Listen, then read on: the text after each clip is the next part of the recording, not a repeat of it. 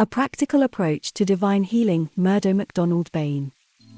Now is the Son of Man glorified, and God is glorified in him. John 13:31. Since man's advent upon the earth there have been men and women who had the wisdom and power to heal.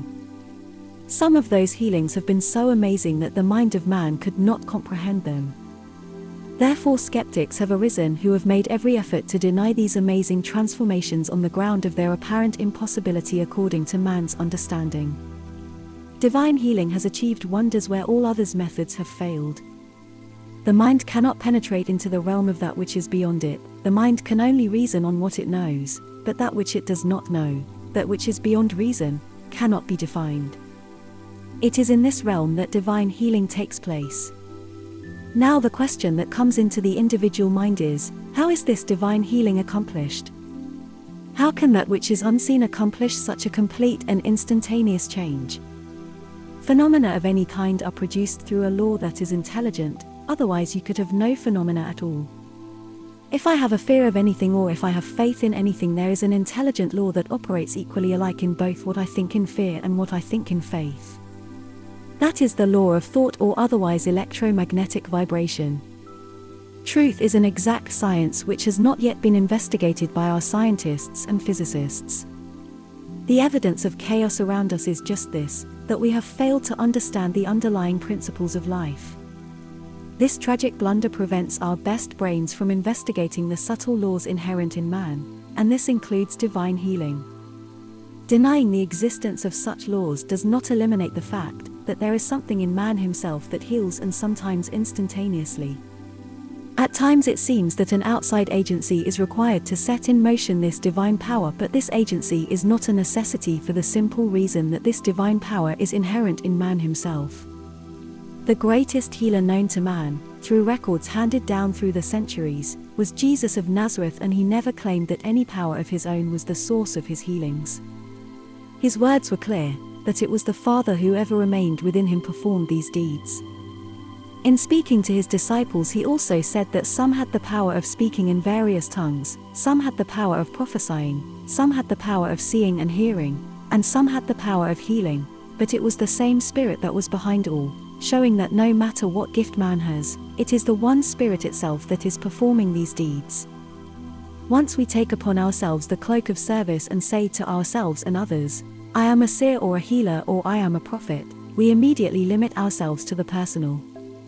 We separate ourselves from the divine source of all things. That is why so many people fail in this work. The self hides the divine, so the great task is to get the self out of the way. Every human being is endowed with the power of the Spirit, for it is the Spirit that gives birth to the individual. The Spirit is birthless and deathless, and it is this Spirit which is the life in man.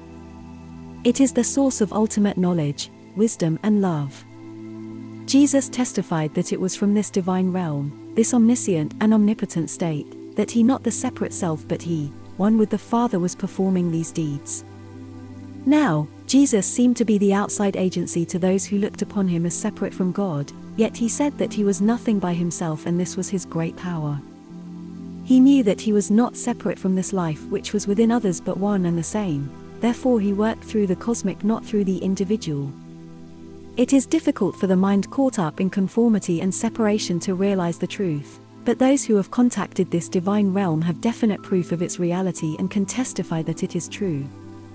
Now I am speaking in relative terms of this great, wonderful, omnipresent source of being, and it would seem that I am speaking of something apart and separate from myself, but it is not so. I am speaking to you in relative terms only for the purpose of enabling you to find this divine source within yourselves.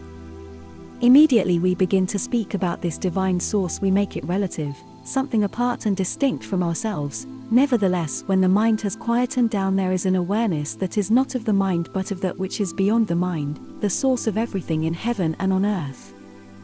I wish I could make it plainer to you. It is not an idea or an image of something that you have made up in your mind, for it cannot be made up in the mind.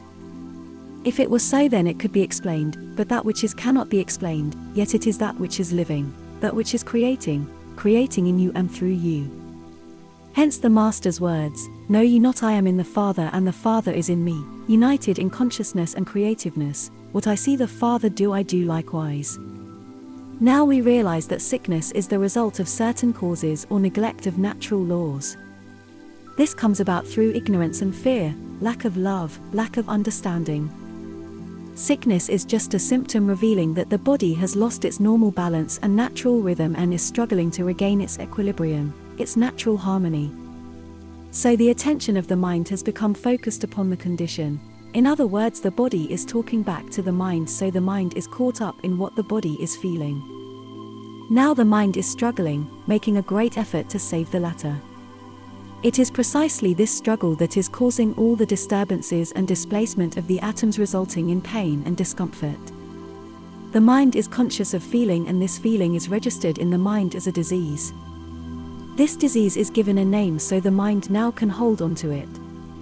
If this name conveys to the mind that it is an incurable disease, the mind accepts it.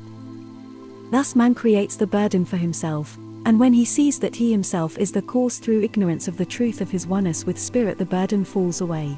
Then the spirit life transforms the mind and body by its own perfect nature. It is not until you have made contact with the divine within by yourself or by the aid of another who is able to show you the way can true healing take place.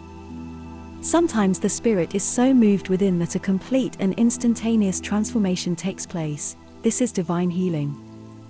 What really happens in sickness is that the patient's consciousness of health has disappeared and a consciousness of ill health has taken its place. He or she begins no lose cheerfulness, their energy lags, their vigor disappears. What fate has befallen the mighty will that supported the body? These qualities have temporarily disappeared because the mind has fallen under a spell, the illusion of the reality of sickness. The mind has surrendered its sovereignty to the forces of disorder and confusion. Now, some resort to drugs etc. as the final agency for their recovery, and because this recovery is not forthcoming, a further acceptance of the condition is taken. But if by some means a chemical action takes place, there is a change for the better. Then some believe in medicine as the means of recovery. But this causes further confusion, which leads to further trouble. When the patient finds in the end that drugs are no longer any help, then there is a further depression and apprehension. The body is not an exclusive combination of chemical reactions, it is endowed with an intelligence, a knowing how, an amazing organization for the maintenance of body function. It is the animating power of life that is fundamental in producing motion and transformation. Natural medicines such as herbs, biochemics etc. have in many cases an action upon the cell structure that produces a chemical reaction. This produces a powerful suggestion on which the mind is induced to act.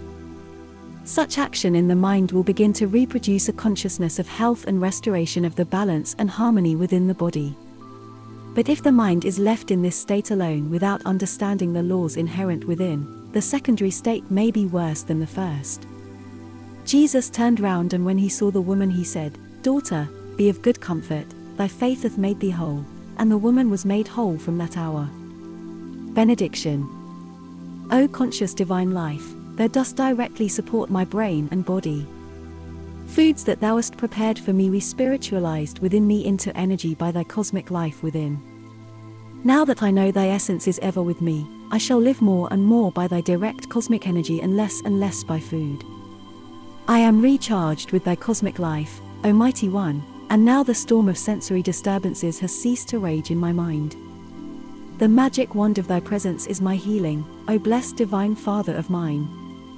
My peace and my love remain with you. Yours very sincerely, Murdo MacDonald-Bayne.